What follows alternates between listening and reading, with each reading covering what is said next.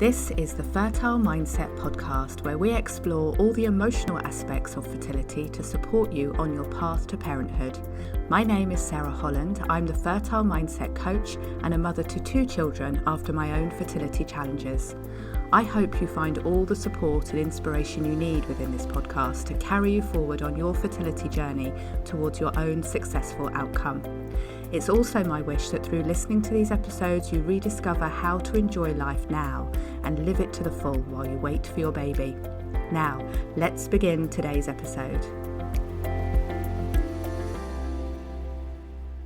Hello, and welcome back to the Fertile Mindset podcast for the very last time this year. I started this podcast on the 1st of January this year, and it's been quite a wild ride. I had dreamed of the Fertile Mindset podcast for years, ever since one of my fertility clients suggested it. She became a friend when both of our long-awaited babies were born in the same month. Those babies are 14 years old now, and my podcast is just approaching its first birthday, so you can do the maths and see that there were many years of dreaming, wondering, and researching what it would be like to have a podcast and how I could make it happen. When it was first suggested to me, I had never even listened to a podcast. I didn't really know what they were. So that was the first step, and I soon became a podcast junkie, listening to inspiring words whenever I went for a walk. Oprah's became my first podcast love, and there have been many, many more since.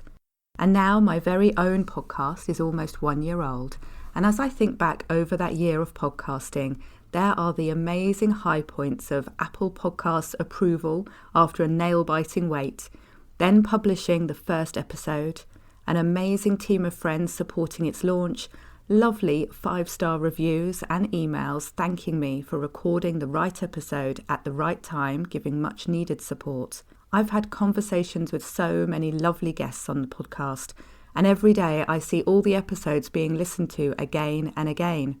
Some people have told me that they've listened to every episode and eagerly await a new one each Thursday, or that they've listened several times to an episode that was particularly poignant for them and shared it with their partner too. These have been the wonderful high points of podcasting life in 2021. And there have been low points and challenges too. The time I lost my voice and couldn't record, the technical challenges with sound and editing, and most recently having to miss a week, which I promised myself at the start I would never do. But you know, COVID has been with us all year long still, and with the amount of disruption due to schools closing and us all self-isolating at some point, and for this to result in just 1 episode being missed is actually pretty good. What I'd like to invite you to look at as we come close to the end of the year is that whatever challenge you have faced this year, whatever has been going on for you on your fertility journey or in any part of your life, however hard it has been, there will have been the light alongside the dark, the joy and the grief, the shadow with the sun. I'm borrowing these words from my lovely friend Nikki Duffel, who I met at school when we were just 12 years old, and now she has a beautiful coaching business called Nikki for Life. In a live session she holds called Moments of Stillness, Nikki invited us to look for the goodness in 2021. Yes, it's been a hard year. Of course it's been hard in many, many ways. But there is goodness there too. There is always goodness. So I invite you now to revisit the last 12 months, January through to December, and reflect on what this year has brought you, the good, the bad, the uncomfortable, and the beautiful. Our full and unpredictable lives always have such a mixture of experiences, and it's important that we acknowledge them all, not just the difficult times. They may seem to be the most vivid memories, the ones that push out all the other thoughts, but I know there will have been some very special moments this year too, or maybe ordinary moments that were special in their own way. The big, the small, so many ways that life has shown you love, hope, and joy this year. Maybe there have also been some lessons this year, some great learnings about yourself and what you need to thrive. What from this past year are you happy to leave behind, and what will you be sure to take with you into 2022? What will support you in the new year?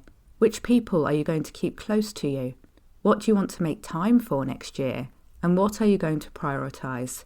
Because you are the one who gets to choose. No, we don't have complete control over what happens to us, but you can set your boundaries, choose your priorities, and be clear about what is important to you. If you have a little time, you could use that time to sit with a journal and a pen and write a review of the year. Let all the thoughts and memories from the year write themselves onto the pages and see this as a cathartic clearing for the end of the year. As emotions and thoughts come up, use EFT tapping to acknowledge and move you through them. And then take a moment to breathe into the space between this year and the next, and allow your pen to write again, showing what your intentions are for the year and what you want for yourself. Making this transition from one year to the next a conscious act that you are very much a part of will help you start the year with a feeling of empowerment. Whatever is going on in my life, I have always loved New Year and watching the clock strike 12.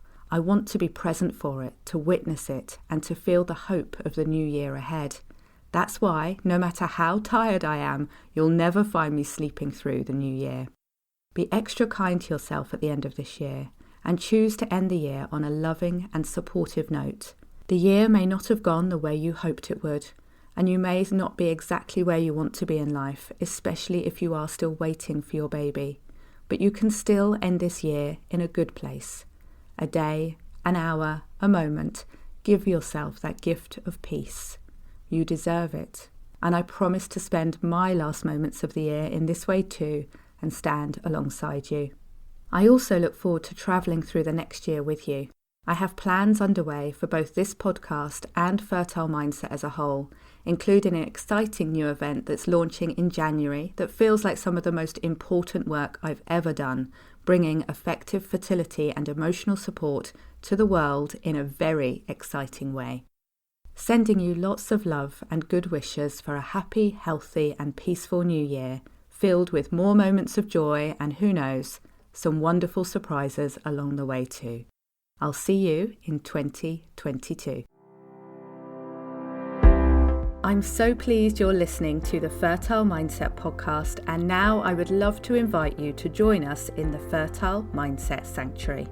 The Sanctuary is my fertility support membership, which is focused on taking care of you and helping you enjoy your life while you wait for your baby. In the Sanctuary, I'll guide you through using an amazing technique called EFT or tapping, and you'll soon be feeling less stressed and more joyful. If you're not already in the Sanctuary, do come and join us today, because the best time to start receiving support on your fertility journey is always right now. Honestly, it makes such a difference to have good quality emotional support and techniques that you can pick up and use yourself whenever you need them. Go to fertilemindset.com/sanctuary to join us today.